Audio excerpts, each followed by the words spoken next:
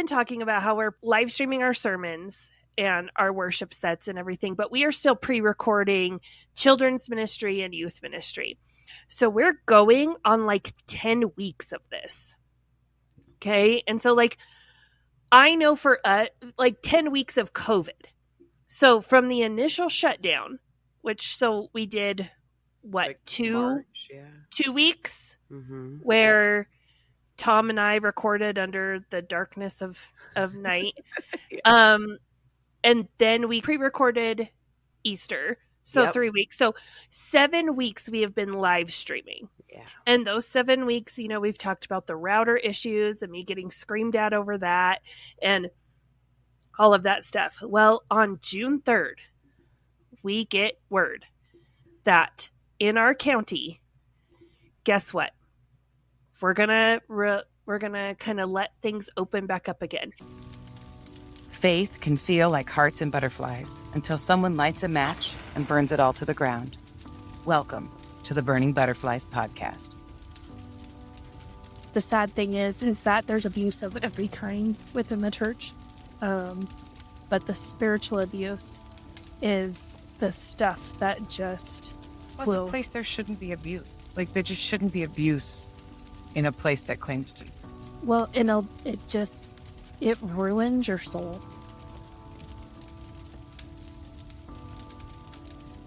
If you're new here, we suggest listening to our prologue episode first.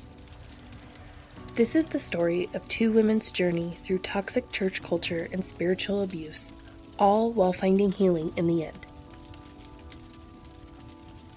Sometimes it's just the facts, and if you get offended by it, that's a you issue. And if we can't be mature enough to have these conversations, even if some of the topics are difficult, then shame on us.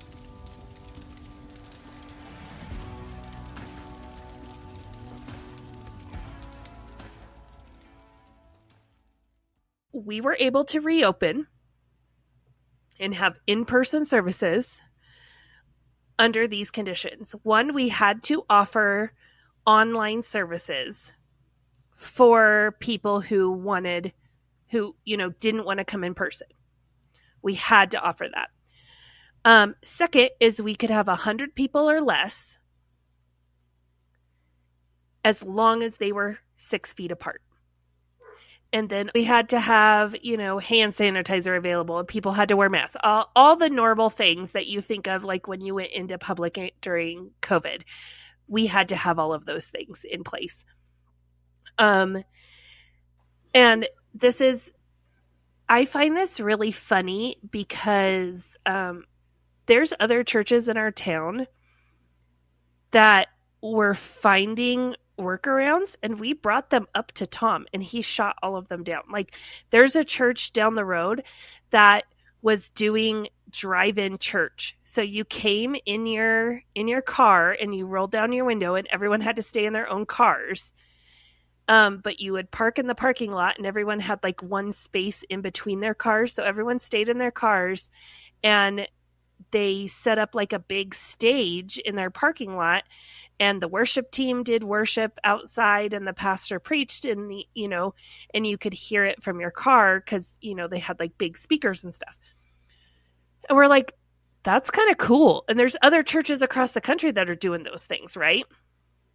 And so it was like they're not breaking the rules, but like people are still able to see each other. Some of the old people from our church were going to that church's drive-in service just because they just wanted to be able to like see people. Yeah.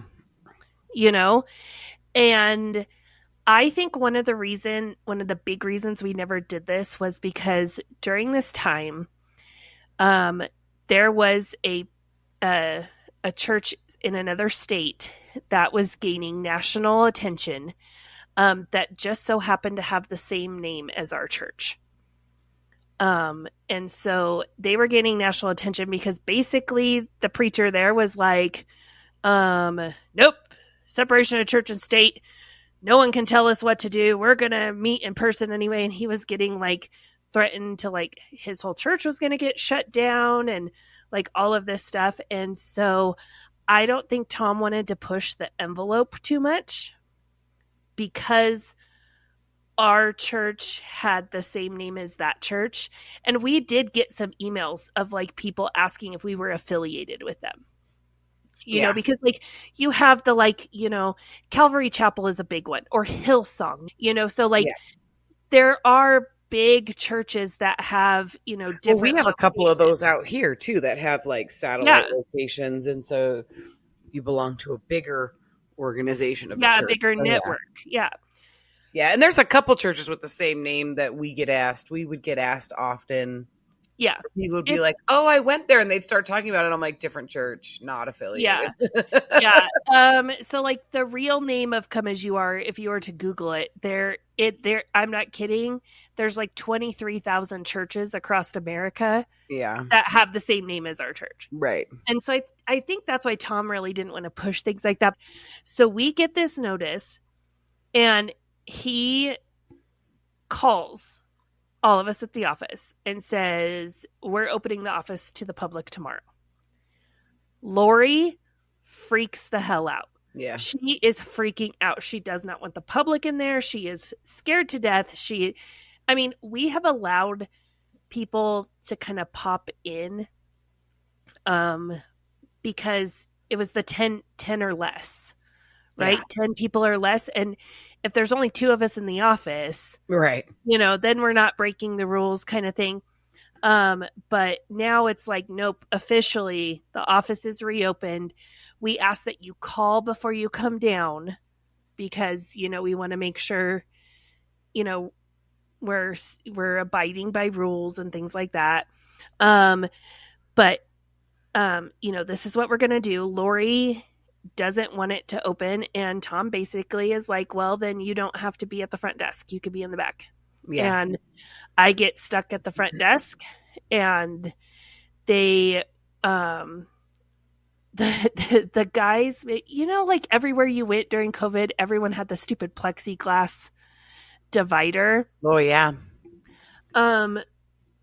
We had one that the guys like hung from the ceiling, but so I'm sitting down like below, you know, like I'm sitting at a desk. Yeah. And there was like a partition already, like a wall. In front of me is like where the people stand. So think of it like a doctor's office, like or like at the dentist, the receptionist desk, where like you can stand in. There's like a little ledge where standing height counter, but the desk is low behind it. Yeah. Yes. And so that's the situation we were dealing with. And so the plexiglass had a gap between like the countertop and the bottom of the plexiglass. And it did nothing. Like, so if you were standing great, we were face to face and there's plexiglass between us, but you're sitting down, you're like, nothing. Yeah, there's nothing in front of my face. So like, I guess you can't give me COVID, but I could give you COVID. Yeah, I don't know. Who knows? Yeah, I don't know. So we get this notification that this is what we're going to do. Right. And so that night we all have to come to the office because we're going to have a regathering meeting. All the important people are to come to this regathering meeting and talk about how to safely reopen the church. In the meantime, Tom makes a video from his house. And he puts it out there like, you know, the office is reopened. We're excited to have everyone come back. Look, you know, in the next day or two, we're going to have information on how we're going to regather, but we're going to honor God in this. And, you know, this isn't a reopening. The church was never closed because the church is not a building. The church is God's people. And so the church was never closed. And, you know, no virus, no government, no one can ever close the church because you cannot close God. But, you know, so we are regathering. So he puts this video out, and that night we all meet at the office. So Lori didn't come because she would have had to sit in a room with all the people. So it was me and Tom, Barry showed up, Pastor Old Reliable, Bill Nye the Color Guy, and I want to say Brock and Barbara Jean were there, but maybe it was just Barbara Jean. There wasn't very many of us. Right. Because if you think all of the heavy hitters who would have been a part of these decisions, like Beth Moore or Becky, the lady who loved to share the gospel, and those are the people that would have been a part of these big main decisions. Becky's husband would have been there. These people are not involved in this. Yeah, and it was really strange that, like, in the dynamic of, which I think we've covered pretty well in this podcast, of like the way that high control religions work or high control organizations work, is like there's such strict control and guidelines of how you move through the system that it was very, very odd that somebody like Barry would be at this meeting, because at this point he hasn't gone through the system. Like, you showing up at this meeting is completely not the way you do things or the way things have been done from the beginning of time at this church. Like, this is so out of context and character for the rules of engagement that have been established by the organization. Well, and Twyla was there. And so, like, I guess you could be like, okay, Barry got to come because he's in the eldership training. Not all the eldership training guys were there. Yeah. And so it was just Barry. I walked in and he was sitting there, and he's sitting next to Tom, and he's sitting, like, when we would come to these meetings, everyone kind of sat there. There were places for everyone. Right? Yeah, once again, the establishment of the way the high control organization works is that there are rules of engagement.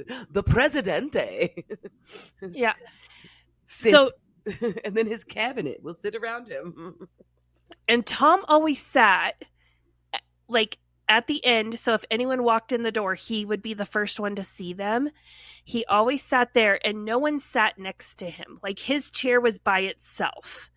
And then the other 3 walls of the room, all the rest of the chairs were around that, with one chair. And he got an end table so he could set his drinks, all that there. But, like, he was at that end by himself. Barry sat right next to Tom in this meeting. And I remember just thinking, like, I walked in and I was like, what the hell is going on here? Right. Because we've already been told, Brandy already spilled the tea, that Tom spilled the beans, that he's making Barry a pastor. Yeah. But and Tom I've been told, no, not happening. And then he's got him sitting at his right-hand side. Yes.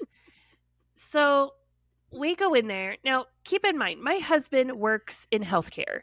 And so all these mandates, all of these best practices, all of the, recommendations by the public health system, the experts who have studied these viruses and diseases and, like, all of the stuff that healthcare is doing, I know all of this because my husband is coming home and talking about it, right? So we start talking, and he's like, well, Dr. Barry is going to help us reopen. And then continues to explain that Dr. Barry has a very successful practice. And he's going to help us reopen because, he is a doctor. And just, makes it out to be that, like, this guy is like a surgeon or something. The way Tom is talking about it, right? Like, he was the leader of the WHO. Yeah. Yeah, like, yeah. You guys, we are so fortunate that the actual leader. Yeah. We don't need Fauci. We got Barry. The World Health Organization is actually this guy. Yeah. Like, that is how Tom is talking about him. And then, Barry does his, like, fake, oh, thank you, Tom. That's so kind. Like, fake humility thing. Yeah. But then slips in a comment about, well, I have been a doctor for da years, but I feel a calling to ministry. And so this is where God has really shown me where I can make this shift from being a doctor into ministry. And I'm like, that's a weird comment to make. And even in the moment, I was like, why would you say it like that? Like, that's really weird. Right.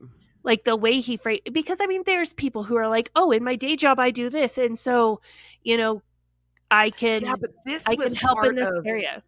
But like, this is what people need to understand. This is part of the way that they were. Yeah. Like when we say they gave people the ick, it was because everything they said, the way they talked, the way that they would bring information in was so calculated and so like just off a beat, where it was just that thought right there. You'd be like, why did you, like, it wasn't normal conversation ever with these people. It was, you always left going, that was weird, right? Mm-hmm. So yeah, like that part true to the course for like I just need you to understand, like that's what we're dealing with. So he's like, so Tom has asked me to lead up the reopening, and Tom corrected him. This is not a reopening. And again went through the whole yes, Tom. I have been asked to lead the regathering. Wow. And starts talking about, well, we're going to do this because we have to honor our authority. But in reality, and then goes off, I'm not shitting you, for probably a half an hour, ranting about how masks cause more health problems than anything else. And they, all these people are going to have breathing problems, and it's get a mass across the globe. People are getting CO2 poisoning from having to wear masks and all of that. And so I'm sitting there and like, I'm sure I had a look like, are you for real? Like what? Like, yeah. I'm sure I had a look on my face like WTF, Yeah. And he said something like, well, even hospitals agree. And I was like, I have to stop you right there. Like, hold on. Masks, like, do we all hate wearing the mask? Yes. Is it hot to breathe and all of that? Yes, 100%. But like, even before COVID was a thing, hospital staff have worn masks in different situations. Like if you are going into a sterile environment, or even like if a patient has, like staph infection or something like that, like they suit up, they wear a mask, they wear gloves, all of these things to just go in and take that patient's vitals in their room. And so even before COVID, hospital staff have worn masks. There's entire teams of people who do hours-long surgeries. Right. In masks. And the way you're describing it is like, we should have anesthesiologists and surgeons and, surgeon assistants and all the people who are in operating rooms. They should be dropping dead like flies on the OR floor from having to wear a mask. Which, like, I don't know. It just dawned on me. Maybe that's why healthcare is so expensive, and that's what's wrong with it in this country. Is like we're losing surgeons left and right. We have to pay for from like CO2 poisoning. Oh my gosh, this is what we're paying high premiums for. You figured it out. Get the masks off the surgeons. Save the surgeons. So, I mean, I'm not trying to make a statement for or against like making the public wear masks during COVID. You're just pointing out the ridiculous of the extreme that like was going on. And I feel like that conversation right there was like the polarization, conversations that were going on during that time. Like people were like, no. And it's like, yes and no, black and white. It either is or it isn't. Like there was no like middle ground logic going on in any of this. And And so it was we're not going to force people to wear a mask. And I'm not wearing a mask is what Barry said. I'm not going to wear a mask. And I said, we have older people that have been waiting for the government to say it is safe, they will be walking in wearing masks, and they will be expecting us to have a mask on. Well, they need to understand blah, blah, blah. And I said, no. Scripture tells us we are to love people and we are to meet them where they are. And if this, I thought of one old lady in particular, and I used her name in this meeting. And I said, if this one specific lady that I'm thinking of, this woman has been alone.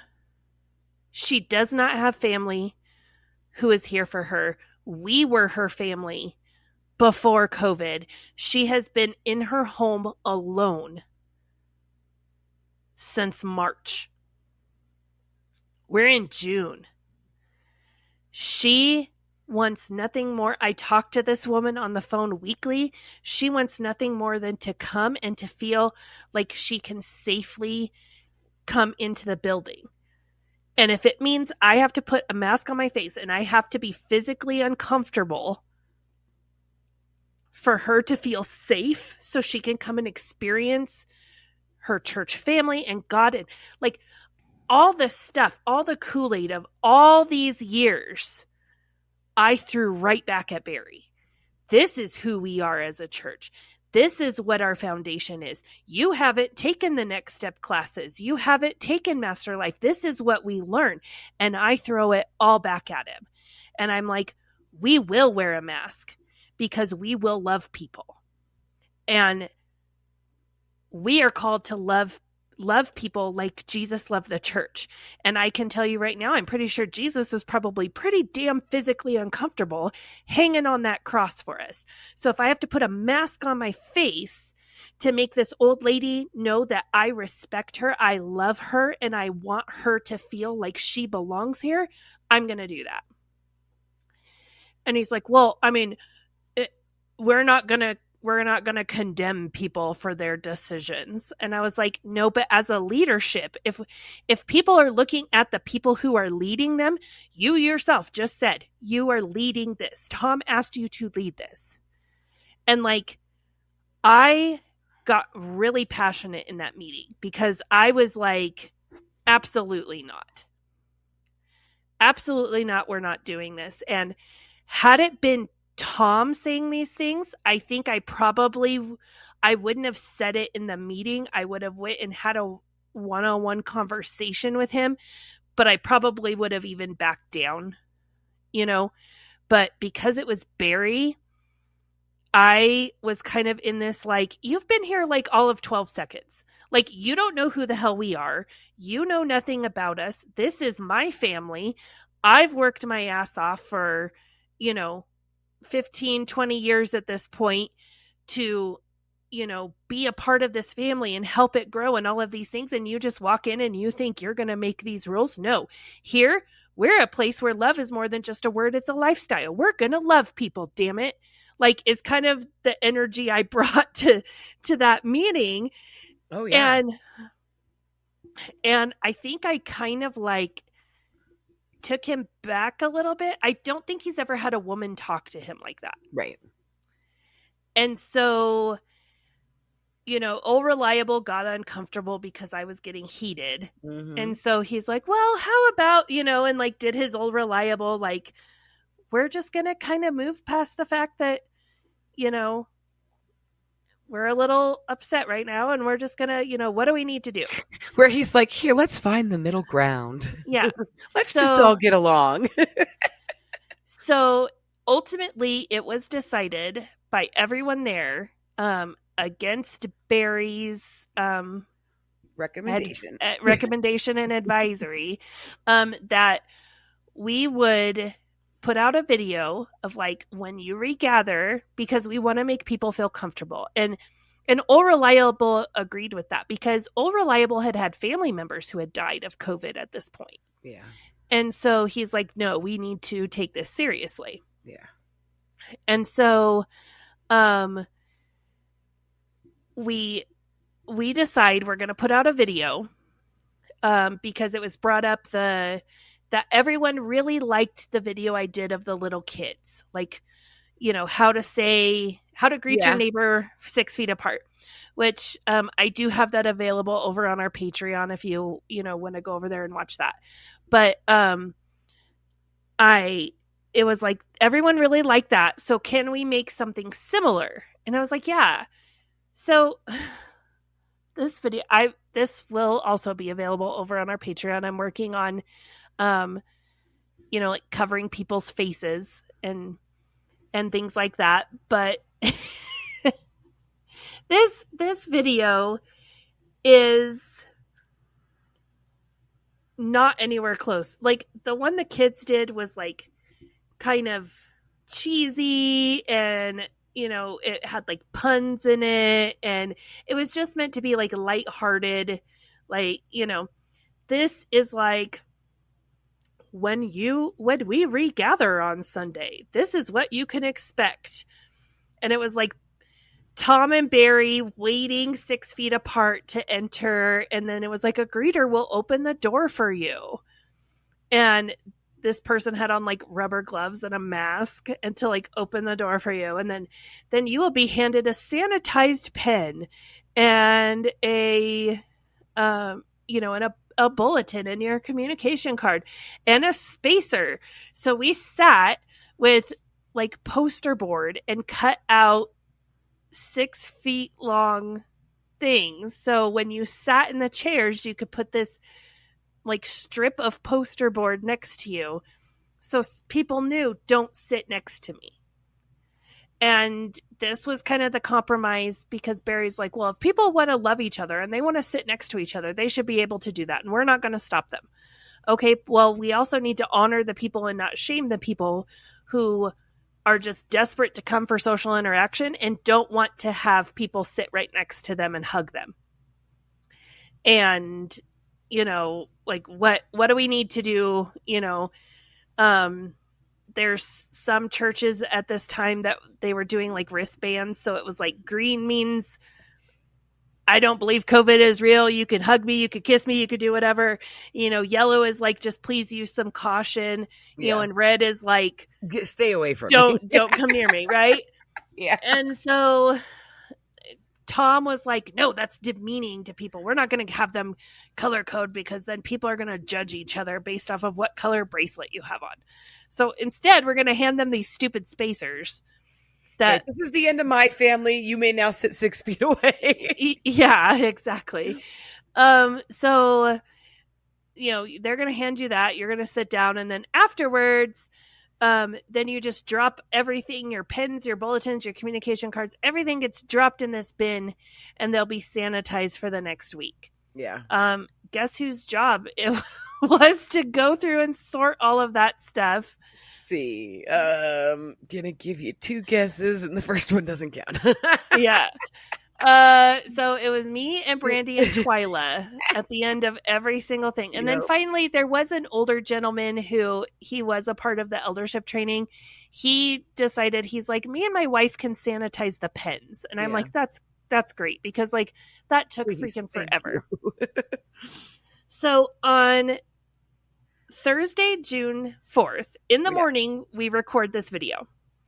I edit it and put it out that afternoon. Then that evening, we have Thursday night service. Yeah. So our official regathering isn't until Sunday, but we've been told we can have service, so we're going all in for this Thursday. So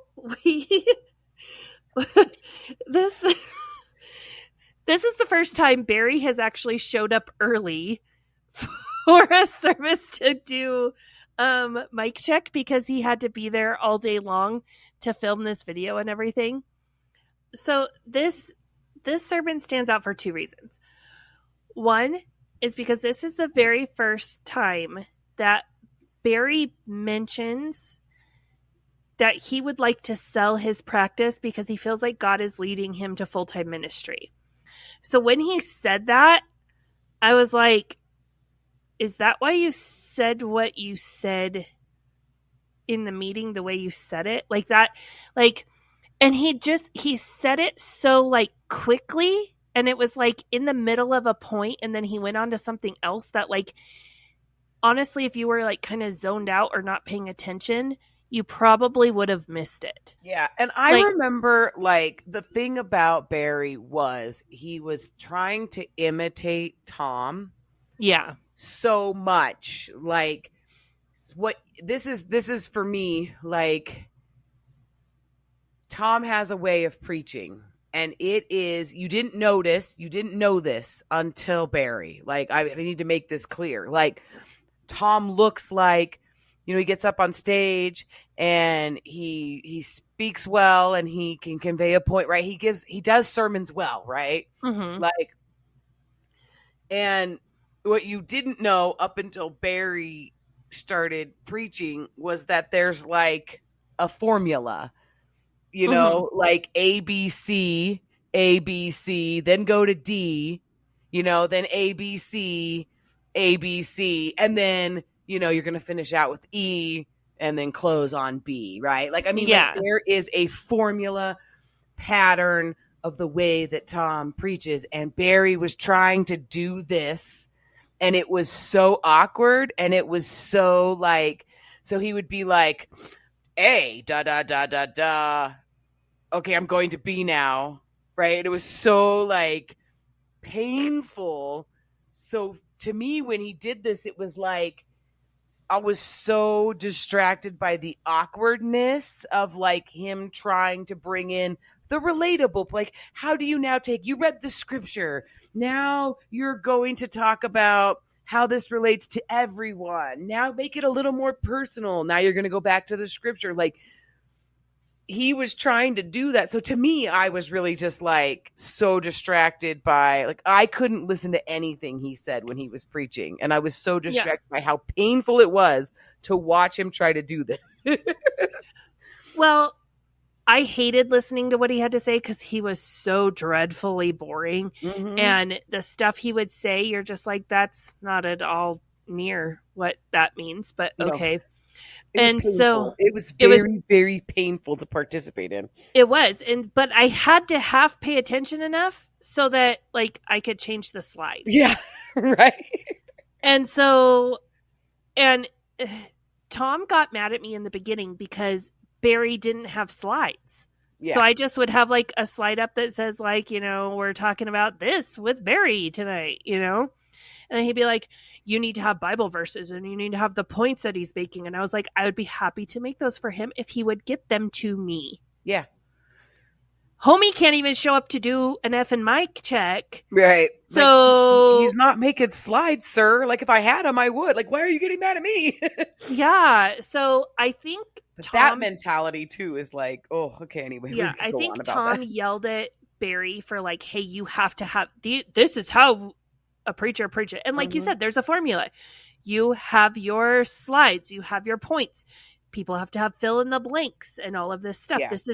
This is what this church expects, right? And so almost like I feel like Tom bought a kit that told him this is how you do it. And Tom had done the same thing that the kit told him to do for 20 years. Yeah. And there's no deviating from that. I feel like Tom had gotten so used to being able to say, do this, and everybody had been groomed and conditioned to know how to do it. So, like, it's like taking out the trash. He could just say, take out the trash, and you know how to take out the trash. He doesn't have to give you every step, right? And I feel like he had gotten so used to that at this point in this church that since he jumped Barry ahead of the line and never taught him how to take out the trash, he was like, take out the trash, and Barry had no idea, and he was doing it the way he thought he was supposed to do it, and I think that was very eye-opening for Tom. Well, and like, it was always after the fact, like, he would just be like, yeah, preach a sermon, and he's like, what the hell do you mean you don't know how to preach a sermon? Like, here's the steps. And so, like, every time Barry would get up, you would see changes, and this is what I was saying. This is where I realized that Tom had, like, this systematic system of how you do it. It's the same way he writes songs. It's the same way he does everything. Here is your checklist. Here are your steps, and you don't variate from it. Yeah. And like, if you think of Young Gun he didn't really do notes or fill in the blanks or anything like that with his sermons. We would have more of like a blank paper so you could write down what was meaningful to you. Yep. And Tom never pushed that. I think Tom never pushed that because he never took Young Gun seriously. Right. He never really seriously thought Young Gun was going to be the next head pastor No. of Come As You Are. Yeah. He said he was. Oh, yeah. But I think deep down, because Tom didn't push those little minute things that But now he's pushing on Barry. Think it was, I think you're right. I think he knew, like, I agree with that 100%. Like, he didn't invest in Young Gun because Young Gun wasn't it. But I think it was because Young Gun outpastored him. Yeah. And so there was an intimidation level too, for with sure. a 6 Yeah. foot pole. Like, he wasn't it because Young Gun's a real pastor. Yeah. And Tom can't compete with a real pastor because he's not a real pastor. So he's like, he was never looking for a real pastor. He was looking for somebody to be the next him. And that is two totally different conversations. Yeah. He was looking for someone who is easily manipulated to be a clone, not for another pastor. Right. Yeah. He was never, ever, ever. And that right there, that one thought is why Froggy's not the next pastor, is really why Froggy's brother's not the next pastor, is really why Froggy's sister's not the next pastor. I mean, is really why the other doctor's not the next pastor, which is really why any single person who's walked through that door is not the next pastor. So that's the first thing that stands out, is like Barry makes that off weird comment, right, about selling his practice. The second thing that makes me like vividly remember this service is at the end of the service, Barry prays, and while Barry is praying, the whole worship team gets up, right? And Tom does the like, okay, take out your communication card and, you know, all of that stuff. And then Tom says, like, come on Sunday, come join us, you know, on Sunday. We're going to have 3 services. And all of us, Yep. like, I look at the person in the booth with me. Lori was up there with me because Lori wanted to start doing Thursday nights, doing the slides for Thursday nights, because Old Reliable's wife had done it for years and years and years. And during COVID, she refused to come in. So I was doing it by myself. And when I had my little, like, I'm overwhelmed, I want to quit my job stuff, Lori was like, I can help you. And so How do you want to bet she was guilted into that because she couldn't probably be up front anymore, and she had to be in the back, and to be in the booth. You have to start somewhere. You got to come back somehow. And she knew that I would like honor her distance, and I would honor her distance, you know, and I wouldn't get too close. And so she had started training up there and was like just learning how to do stuff. And so her and I look at each other like, did he talk to you about that? No. Did he talk to you about that? No. So her and I are like looking at each other like, what the hell? We're doing 3 services. I'm texting Brandy and I'm like, did he tell you we're doing 3 services? Because he said, like, this is Thursday, and he said, in 3 days we're doing 3 services. And mind you, the entire worship team on the stage, and we can't make a face. Yeah, because you are on the stage and people are looking at you. And we have to be like, yeah, we sure are. And not just live, not just people sitting in the seats, but we are live streaming this. Yeah. Yeah. So everyone at home can see your faces. Yeah. I can freak out in the sound booth all I want because who's going to see me? Right. Right? You guys are on camera and in front of people. So we have this like, what do you mean we're having 3 services? So I'm texting Brandy. She's like, do I have to like do childcare for all three? Like, am I doing, like, what am I doing? What am I doing? Because we had put out that video, and in that video, Brandy had spent like the whole day, the 3rd, when we got news that we could reopen, she spent that whole day. She made every single classroom. She rearranged the furniture so the kids were 6 feet apart. Every kid had their own individual little caddy with their own markers, their own crayons, their own scissors, their own glue. So they didn't have to share stuff. Like, she had individual places for each kid. So now she's thinking, I have people who are willing to come in and teach these classes, because some people were like, I don't want to do in person. I don't feel comfortable with that, especially with kids. So she's scrambled to find people. And and now like, questioning, do we have to do this 3 times? Like, these people, like, I barely have enough people, like, and that's, I think the thing is, like, in Tom's mind, this regathering was going to be like the biggest amount of people that the church has ever seen are going to come back to church. Yeah. And really, most people are like, I'm not coming back to church. Like, that was the reality. Yeah. I talked to him about it afterwards, and he's like, well, they said we could have 100 people or less. We have 300 people in our church every Sunday. And I wanted to be like, no, we don't. Like, yeah. And like 300 people for a Christmas service twice. Like, and I don't understand where you're getting these people from. The summer and fall of 2013, we had 300 people. Yeah. But like, we're not getting 300 people after COVID. No. Like, we're not. Half of the people don't want to show up and serve. Like, nobody's coming to church. Yeah. And so he's like, we're doing 3 services. But you know what? Like, before you continue on, like, I used to think that, like, I don't know, almost like somewhere between like dementia and like child immaturity. Like, Todd would just get so excited and say these things from stage. And I mean, you've talked about the fact that he'd be like, yeah, man is going to do it. And you'd be like, I'm doing what now? Like, yeah, you've already talked about how much this man pivots. But like, after getting to this point in the podcast, the realization that I have is that this just speaks to the delusion that this man believes that God speaks to him and is sitting in a chair speaking to God while his predecessor is preaching a sermon.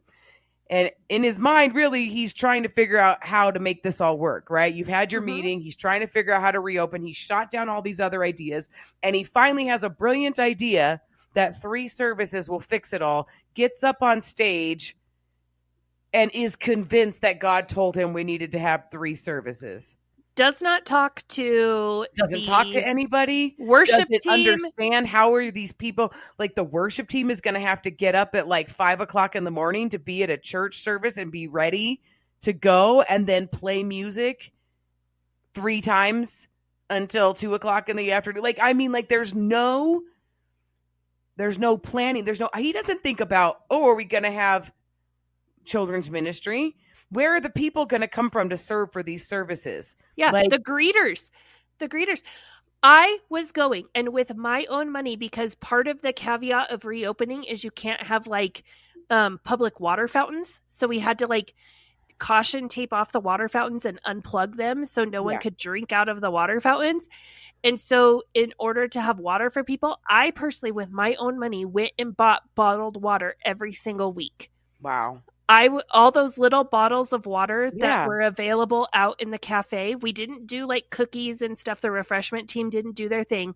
All there was bottled water. I bought all of that by myself out of my own money. I mean, that's something you'd think the church would buy. That's so crazy. Oh no, because there was one week one week during our regathering where Charlotte was like, oh, I'm running to, Costco or Sam's or whatever. Do you need more bottled water? And I was like, yeah, that'd be great. She turned in a receipt to get reimbursed. Huh. Crazy. And the only reason I knew that is because Lori told me, because Lori's like, why aren't you turning in receipts? And I was like, I was told they were my gift in kind. I could turn my receipt in at the end of the year and it's part of my offering. Yeah. I wasn't getting reimbursed for that. Pretty sure I talked about that 2 weeks ago. Yeah. More of my treasures in heaven. Great business model.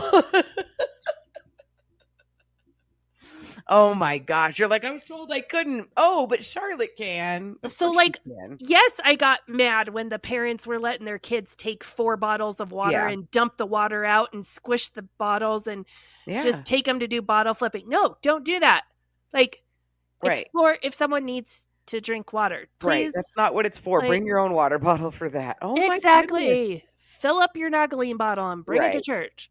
So he decides, and I'm sorry, I did not mean to, but that, like, the delusion of this man, I mean, this part of the story just speaks to, of all the things, when we have talked about, everything that we've talked about that has moved this story forward up until this point, like, you get a snapshot of it during this time of, like, this is no joke. Like, the man sat there in a church service and decided that no business meeting, no leadership meeting, no input, no idea how it's going to happen, just decides this is what we're doing. And now we have to shift. And this is big, because this isn't just like, oh yeah, just put a Y on your communication card and somebody will get a hold of you if you decide you want to read this book with me. Like, this isn't something that's like takes 10 minutes out of your week to like navigate. This is the entire church body has to show up and participate in 3 services now. Yeah. This affects everybody in the church. And you just stood up and made that decision because you believe that this is what God told you. Yeah. And you have nobody holding you accountable to what God is telling you, because I'm going to tell you right now, if you want to tell me that God's not taking his people into consideration, like, really? Like, there's so many, that's a whole other episode. Anyway, go ahead. Yeah. June 7th is our first Sunday back, and we have to have 3 services. So we have 3 full services. That week, is we allow people to come if you want to do kids, because we've been doing like VBS Kids Church Live. You know, if you want to come in person, you can. So it was really nice, because then like our kids kind of got a break, me and Brandy's kids, like, you know, other kids, like there were some parents that were like, my daughter would love to be she loves watching the kids dance on stage, you know, during worship. She would love to do that. Okay, great. We need you to sign this waiver giving us permission to put your kid on YouTube. And then, yes, that's great. We'll do that. And so that was really nice. Also, Chimney officially joined the sound booth that week, and I was so thankful, because he had so much knowledge. And like I had said, like I was just like drowning up there trying to figure out stuff by myself. He had come in, you know, months before and helped me kind of like reorganize cables and stuff, but now he's like officially. And I think part of that was because, you know, if you're going to be in the eldership program, you have to have a ministry, you have to do something. And so he got, you know, added to the sound booth team, which I loved the fact that Chimney was up there. Him and I sat up there and talked so much shit on Barry, like in his sermons, like he'd say something that was so like biblically wrong, and Chimney and I would look at each other, and then we'd sit up there and whisper to each other, like, that's not right, is it? No, because this is da da da da da. And he was going through this really extensive Bible study with like a different group. Like it wasn't like a church, it was like a group that met, and like he was learning so much. And so then he'd come and share it with me. And like I loved my time in the sound booth with Chimney. Like we had so much fun. So all of that went on. We did 3 services, I want to say for about a month. We did 3 services. And, you know, then it was like all of a sudden, well, you can open up to 50% capacity, right, and all of this. And we still did 3 services for a couple weeks after it was at 50% capacity. And then, you know, he's like, okay, we're going to not do, like, starting on this date, we're going to go back to 2 services because, you know, we have the 50% capacity thing. So, you know, we're going to give people time to adjust and everything. And so everyone who was serving, the worship team, the people in the sound booth, the greeters, the people who were cleaning, like, because Twyla wasn't just cleaning by herself anymore, because now in between services, we had to like sanitize everything, like, you know, and so all of those people, children's ministry, youth ministry, everyone who was serving was looking forward to this date. Like, we're not going to have to do 3 services. We're only going to do 2. We only have to do this 2 more times. We only have to do this 1 more time, right? And the Tuesday worship practice before, like, we were supposed to go back to 2 services that following Sunday. So the Tuesday before that Sunday, we had worship practice. And Tom said something to you guys about how he thinks we should have 3 services. We should stay. We should stay. We really should and just keep, 3 services. Oh, he had been out of town. He wasn't gone like the whole time, but he had been out of town. Yeah, and I talked about Bill Nye the Color Guy preached. Yeah. Like a whole series, like he was gone for a while. Like I had talked about in the previous episode there, where Charlotte had like posted a video of them at their at Froggy's brother's house, and they're participating in our church service being streamed live. And I think that happened during this time. Like they had gone because this is all happening before Froggy comes back. Like that's where we are to connect those 2 stories.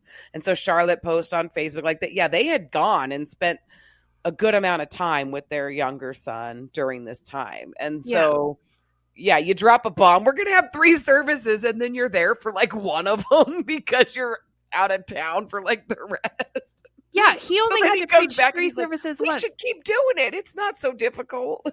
Yeah, so he says this during worship, like he has a microphone, and I don't know if he was singing or if he just, I don't know, but he said it into the microphone. He talked into the microphone because that's the only way we can hear each other. Yeah. Because everything's in ear, so there's no monitors. So in order to talk to the band, you have to talk into the microphone. Otherwise, we can't, we have headphones and we can't earphones and we can't hear you. So he says it, and I am like, we can't do that. Yeah. Like I stand up from behind the sound booth and I'm like, we can't do that. I even like come down out of the sound booth and walk like halfway up the aisles. And I'm like, we can't do that. You have told all these people, like, we will have volunteers quit. It is COVID. Like Brandy has been desperate to find people who are willing to teach kids during COVID.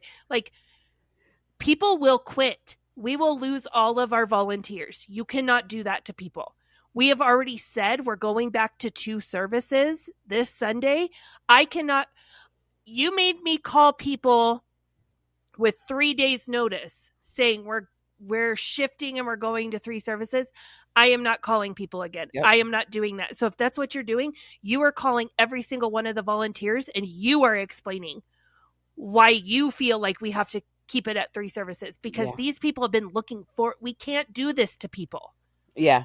It was like, just to describe this moment, like we're all on stage and he says it, and you know that moment where you go, and you're about to say something, like the entire band was like, and then Amanda's like, no, and we're all like, yes. And we're like, I mean, like it was a victorious moment. Well, and like, I remember him like looking at you guys of like, well, do you all feel this way? Yeah. And yeah, we do. And everyone kind of like had this like, yeah. Mm-hmm. Like, because no one wanted to piss him off, right? No, like, no one, you like, you were like our valiant knight. Like you were saying stuff and we were like, yes, that's right. We'll quit. We could do that. She said it. We could quit. Like that's how you felt inside. And then he's like, and we're like, yeah, like, are we allowed to say yeah? Because she opened the door. Yeah. And so he's like, fine, we'll keep it at 2 services. And so that was Tuesday. I walked into work on Wednesday morning fully expecting to be called into his office and just getting the ass chewing of a lifetime. Yeah, because you embarrassed him in public. Like you called him out in front of people.